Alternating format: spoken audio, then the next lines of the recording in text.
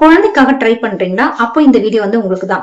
பொதுவா வந்து ஒரு கப்பலுக்கு வந்து குழந்தை வந்து கொஞ்சம் டிலே ஆச்சுன்னா கண்டிப்பா வந்து எல்லாரும் வந்து லேடிஸ் நம்ம கிட்ட தான் வந்து கேட்பாங்க. பொதுவா வந்து யாரும் வந்து ஜென்ஸ் கிட்ட வந்து கேட்க மாட்டாங்க. ஏன் அப்படின்னா 50% மேல் அண்ட் ஃபீமேல் வந்து கான்ட்ரிபியூஷன் இருந்தாலும் ரெஸ்பான்சிபிலிட்டி பொறுத்த வரைக்கும் வந்து 99% பாத்தீங்கன்னா நம்ம லேடிஸ்க்கு நம்ம கிட்ட தான் இருக்கு.